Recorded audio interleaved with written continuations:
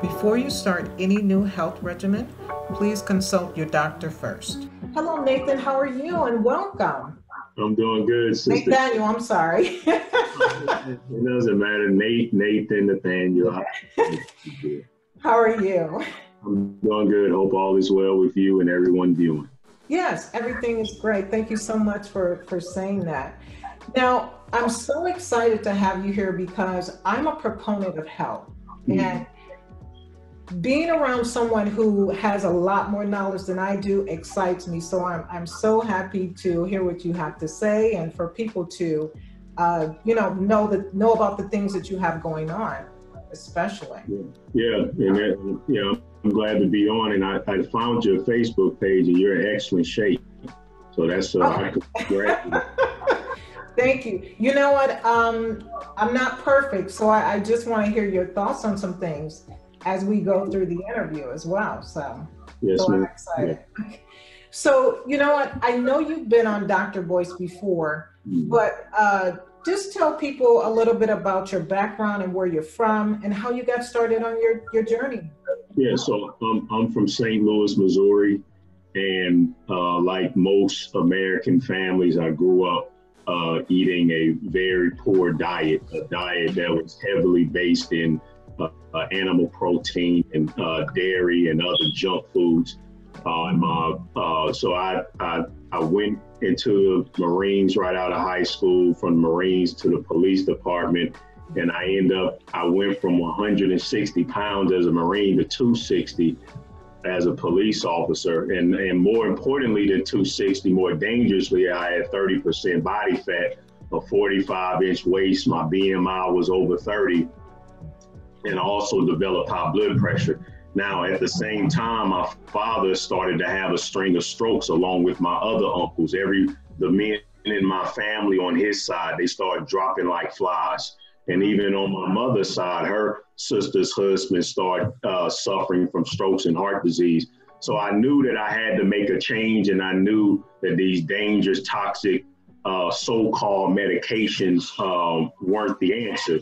And I started doing some research. And when I came across doctors who treat people using real medicine and food, and when I came to the understanding that everything we've been taught about the relationship between diet and disease is a lie, and what I believed to be a proper diet was a lie, it changed my life. I lost 100 pounds. I went from 30% body fat to 4. I went from a 45-inch waist to a 31-inch waist. And most importantly, I've stayed that way, and I developed an extreme passion for this. And unfortunately, I lost my father. He couldn't, as I changed, I could not motivate him to get away from his food addiction. He ended up having 9 strokes and at the age of 66. And shortly after that, I left the police department cold turkey, and I became the Minister of Wellness. And I've been the Minister of Wellness ever since, trying to save as many people as I can from what I consider to be genocide by the food and medical industries. Oh, wow. Awesome. Awesome. And sorry about your father. My mother changed, but my mother changed. My mother listened to me when she saw my change, and I convinced her, and she lost 40 pounds. And I built her up in the gym. So if you go on my YouTube channel, the Minister of Wellness, and you can see a 67-year-old woman stronger than most women half her age. Wow.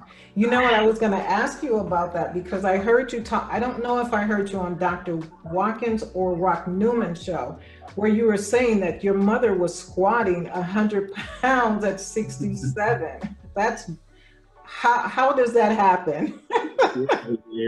Strength training is the weight training, getting strong with weights, with barbells. That's the best way to train, because the process of breaking down and building muscle is what naturally raises your metabolism.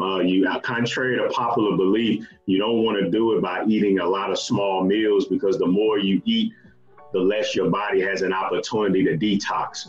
But the natural way to build metabolism is through getting strong. But there's very few people who are trained and to take seniors and to build them up with strength training. And I'm one of the few that knows how to do that. And I did. My mother had osteoarthritis in her knees. She couldn't even squat her own body weight. And when she went to the doctor, they was like, well, we want to send you to physical therapy. And she was like, well, I don't need that. My son can't help me.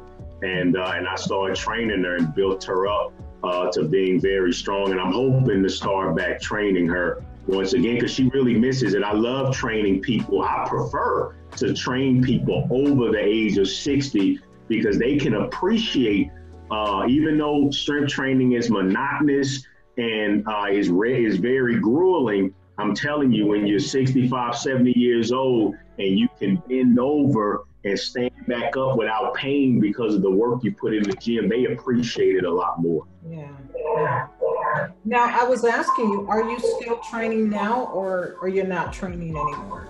No, ma'am. I don't train people in the gym anymore. You need real specialized equipment for barbell training. It takes a lot of time. I primarily am a health speaker.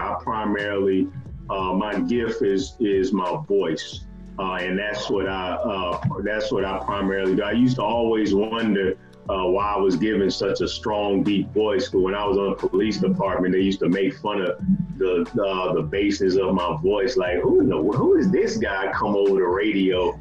So people have always told me, like, man, you can do voiceovers and commercials, and I was never interested in that. But when I found my passion for health, that's when I found out, well, that's what I'm gonna use my voice for. I'm gonna use my voice as a trumpet to really try to wake people up. So I primarily do speaking, and then on the side, I still do one-on-one health coaching, helping people to navigate through their food addiction. I do still do that.